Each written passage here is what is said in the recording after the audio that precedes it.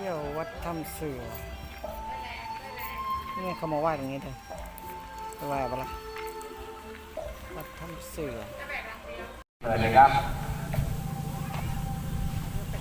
ออกไหว้พระเดินตามกระแสเสียงห้องน้ำห้องสุขาอยู่หลังวิหารหลังใจ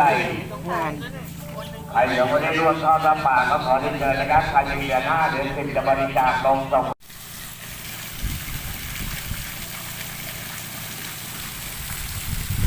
ถ้ำเสือกาญจนบุรีเดินไปแบบล่อ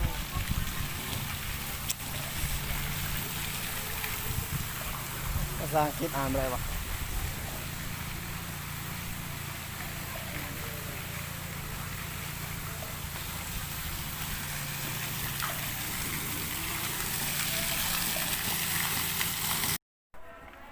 ตอนนี้สิเดินทางเดินขึ้น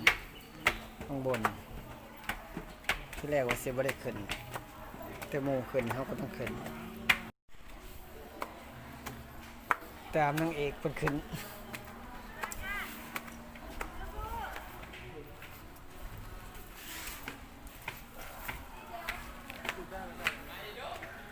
ทางขึ้นเจดีย์เอ้ยมีสวดบอกพวกสักแก้วหน่อยถ้าไม่อยากเดินบันไดเดินก็ไปนู่นไปขึ้นลิฟต์มีรถอยู่เขามีรถ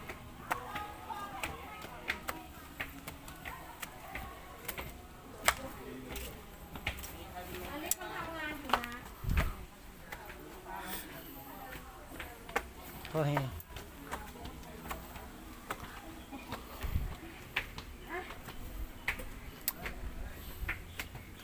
ไม่ไหวแล้วดูไงวิวจุดนี่วัดถ้ำเสือนะวิวโอ้เป็นวัดนี่คือเขื่อนกาญจนบุรีที่เขาไปถ่ายมันเป็นแพลังลมลังเขื่อนก้นเขื่อนนี่ขึ้นหน้าเขื่อน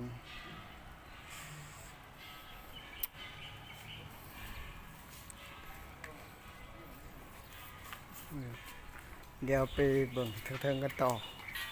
อาดขึ้นมายังสูงแต่เขาสิบขึ้นไปหอดมั้ง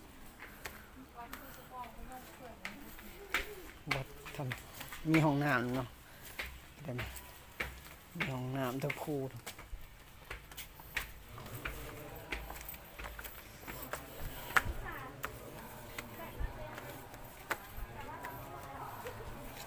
เธอขอดิเธอขอดิมันลดเห็นไหม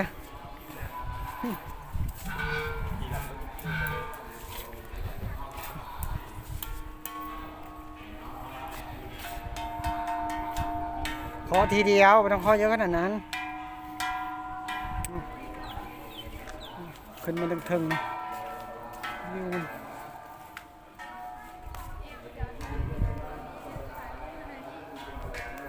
ทำเสือแต่ว่าหมูเขาบูจะใส่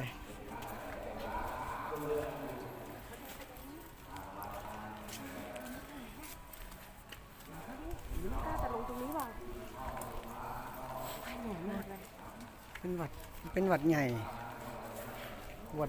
ที่ว่าวัดถ้ำเขาน้อย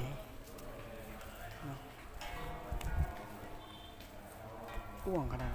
าดอยู่ในภูนี่กว้าง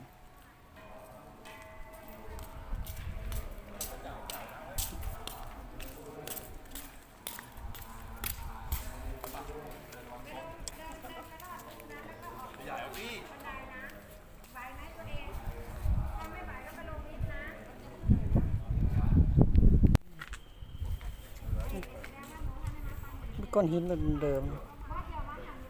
ก็ปะไว้นะเป็นก้อนหินแบบเดิมเป็นปะไว้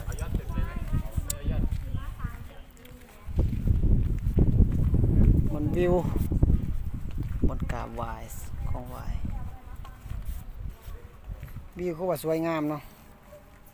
บ้า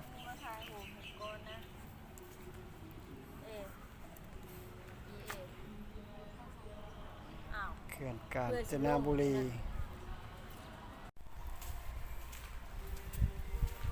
มันจะมีจอมปลวกแบบว่าเขาไว้จอมปลวกมีพญานาคจังไว้โอ้พญานาค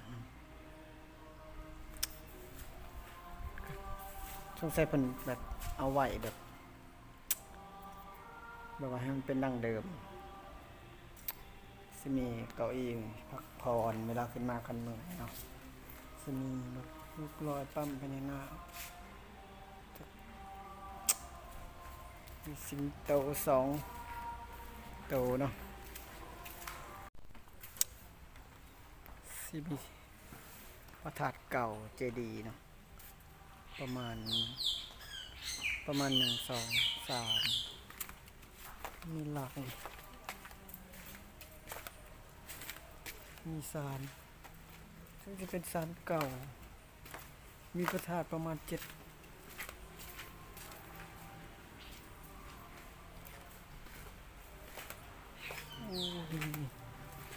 โอ้ทางลงก็สั้นขนาดเนาะขึ้นมาหอดสูงทีแรกว่าสิบ่ได้ขึ้นหรอกเพราะว่าแต่ว่าเพิ่นขึ้นเนาะก็ขึ้นเพิ่นสั้น